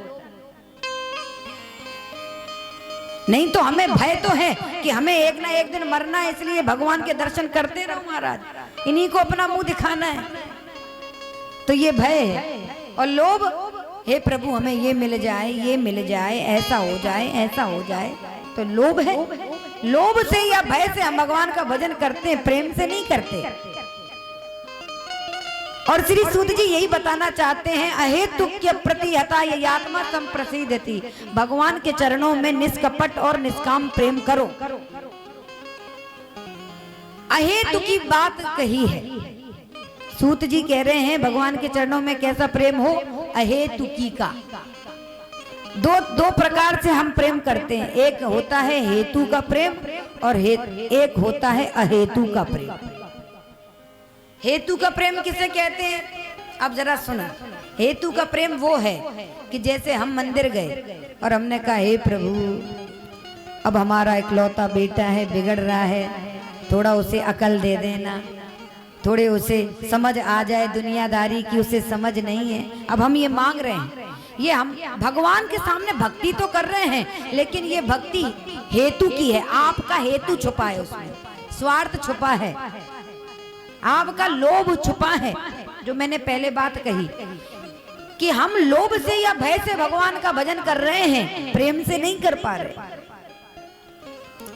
हे प्रभु, हम आप पर 56 भोग लगाएंगे महाराज, लेकिन हमारे यहाँ पर नाती दे दो, पोता दे दो, 56 भोग पक्का। अरे महाराज, यदि नाती पोता नहीं होगा तो क्या 56 भोग कच्चा? यही तो करते हैं हम। भगवान के सामने भी सौदेबाजी करने निकल पड़ते हैं महाराज। नहीं नहीं नहीं नहीं, परमात्मा के सामने जब हम जाते हैं तो कुछ मांगने के लिए नहीं, हेतु की भक्ति के साथ नहीं, अहेतु की भक्ति के साथ जाओ। यही तो बात सूत जी कह रहे हैं, अहेतु के प्रति हता ये आत्मा संप्रसिद्धति। हम मंदिर इसलिए नहीं जाएं कि हमें कुछ मिल जाए, हम मंदिर इसलिए जाएं कि मंदिर जाना हमारा परम धर्म है।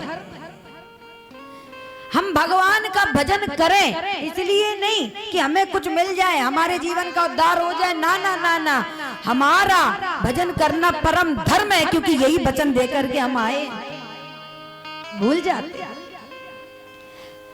तो हेतु का प्रेम करना बंद करो, अहेतु की प्रेम करना प्रारंभ करो।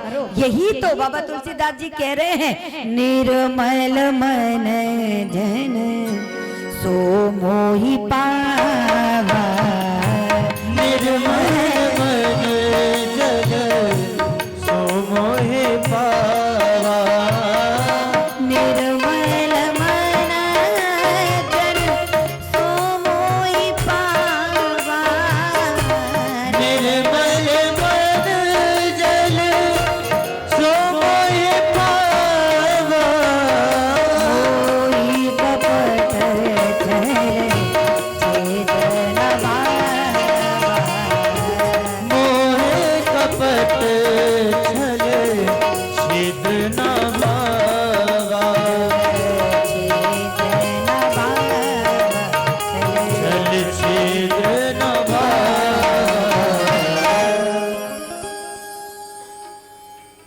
रामचरितमानस का एक बहुत ही विलक्षण पात्र है, आप सब जानते होंगे, नाम है केवट। तो केवट के जीवन में जो भक्ति थी ना, उस भक्ति में ना तो भय था और ना ही लोभ था। इसलिए परब्रह्म परमात्मा के पीछे पीछे केवट को नहीं भागना पड़ा, अपितु परमात्मा ही उसके द्वार पर आ गए, और आए ही नहीं, याचना भी करने लगे। मांगी नावना केवटुआना, मांगी नावना केवटुआना,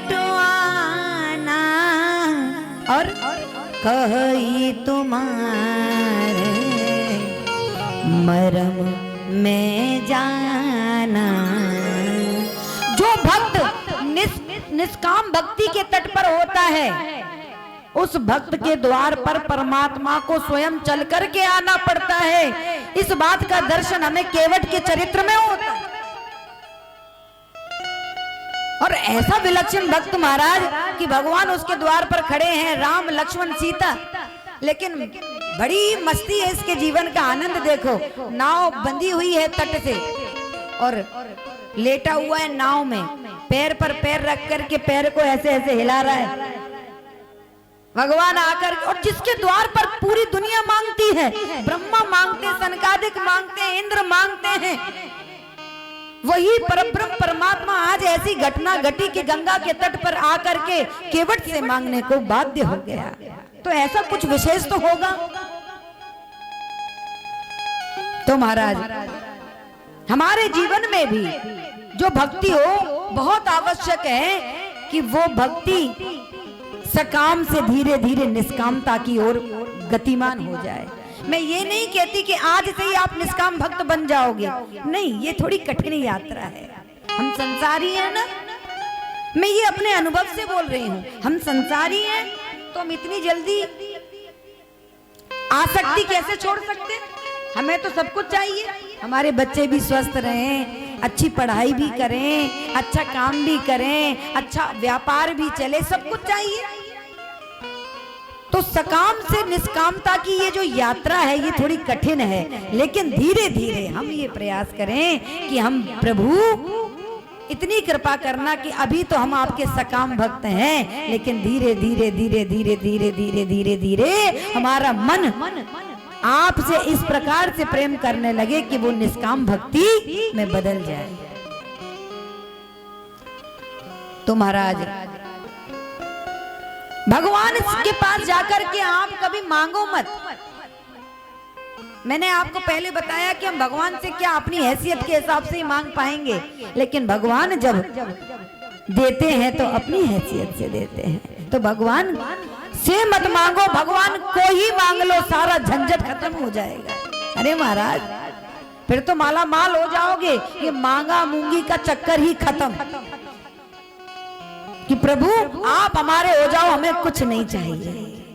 ये बात आ जाए, केवल कान में पड़े नहीं, हृदय में उतर जाए तो आनंद की बात है। हर कथा को महसूस करो अपने भीतर, केवल सुन करके झाड़ दोगे तो आनंद नहीं है। कुछ तो जीवन में उतरे, कुछ जीवन बदले तो ही सत्संग का लाभ है। तो किसी शायर ने बहुत प्यारी बात कही कि इश्क एक तरफा में यूं मशरूर हो जाऊंगा मैं, राम तुम होगे समा काफूर हो जाऊंगा मैं तुम्हें देखूं तो देखूं तुम न मुझको देखना, तूने अगर देखा मुझे मगरूर हो जाऊंगा मैं तुझे चाहूं तो चाहूं तू न मुझको चाहना, तूने अगर चाहा मुझे तो मशहूर हो जाऊंगा मैं, और मैं अगर मांगू तुझे तो कुछ न देना तू मुझे, वरना प्रेमी नहीं आशिक नहीं मजदूर हो जाऊंगा मैं। फिर काहे का प्रेमी? मैंने प्रभु से कुछ मांगा, प्रभु ने कुछ दे दिया, और आप अपने घर परमात्मा अपनी राजी में, तो ये क्या प्रेम हुआ? अच्छा एक बात बताओ, एक बिल्कुल प्रैक्टिकल की बात बता रहे हैं। आप यहां से वैष्णव कुंभ का दर्शन करने के लिए टमटम पकड़ो, रिक्शा पकड़ो, समझ में आ रही ना भाई? और अभी इस समय महंगा भी बहुत चल रहा है क्योंकि कुंभ चल रहा है, और वो ये कहे कि हम 400 रुपए लेंगे, और आपने पहुंच करके 400 रुपए उसको दे दिए, वो अपने घर आप अपने काम में लग गए। लेकिन यदि ऐसे समय में कोई रिक्शे वाला आपको ऐसा मिल जाए कि महाराज आपसे कहे कि नहीं नहीं आप बैठो, और आपको वो वहां तक छोड़ आए जहां तक आपको जाना है, और फिर जब आप उसको पारितोषिक देना चाहो उस समय वो ये कह दे नहीं नहीं इसकी आवश्यकता नहीं है, थोड़ा धर्म हम भी तो कर ले, हमें भी तो इच्छा है थोड़ा हमारे द्वारा भी हो जाए, तो फिर आप उसको भूलोगे क्या? तो क्या आपको भुलाई आएगी? नहीं, आप याद रखोगे कि वो रिक्शे वाला कितना भला व्यक्ति था, उसके मन में रिक्शे वाला होने के बाद भी कैसा भाव है कि मैं भी कुछ धर्म करूं, मैं भी कुछ ना कुछ ऐसा करूं कि मेरे जीवन में कुछ धर्म हो जाए।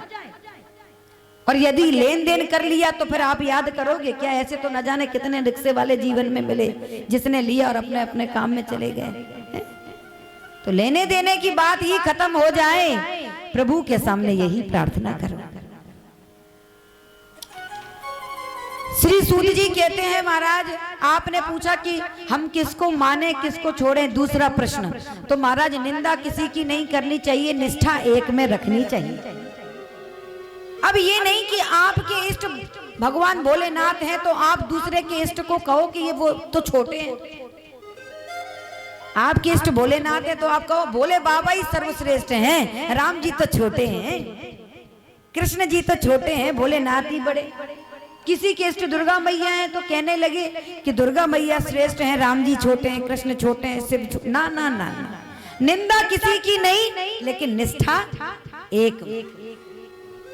अगर आपके इष्ट कृष्ण हैं तो महाराज यदि आप वैष्णो देवी की यात्रा पर जाएं तो यात्रा में कोई आपत्ति नहीं है। आपत्ति है जब आप वहां खड़े होकर के मांगने लगते हैं। अरे जो देगा आपका इष्ट देगा, नहीं देगा तो दुनिया में कोई नहीं देगा। दुर्गा मैया का दर्शन करो, लेकिन दर्शन करते समय यही मांगो, हे दुर्गा मैया आपके दर्शन करने का सौभाग्य प्राप्त हुआ, अब इतना ही वरदान देना कि मेरी भक्ति, मेरा मन श्री ठाकुर जी के चरणों में इसी प्रकार से निरंतर लगा रहे। अपने इष्ट के लिए मांगो। हम दल बदलू हैं। वैष्णो देवी गए तो वैष्णो देवी से मांगेंगे, शिरडी गए तो साईं बाबा से मांगेंगे, केदारनाथ गए तो बाबा भोलेनाथ से मांगेंगे, बिहारी जी वृंदावन बिहारी जी पर आए तो बिहारी जी से मांगेंगे, अयोध्या गए तो रामलला से मांगेंगे। यही वृत्ति है? नहीं नहीं, इष्ट एक बनाओ। एक साधे सब सधे और सब साधे सब जाए, काम बिगाड़े आपनो और जग में होत हंसाए। अरे एक से प्रेम करना सीख लो महाराज, निंदा किसी की। सभी वंदनीय हैं, सबको प्रणाम करो, लेकिन निष्ठा एक में रखो।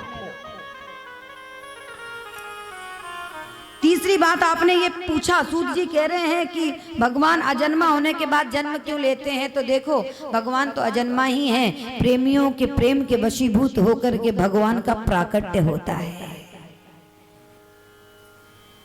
क्योंकि पापियों को तो दूर से भी दंडित किया जा सकता है। अच्छा प्रैक्टिकल में अनुभव करो, जैसे हमारा कोई दुश्मन है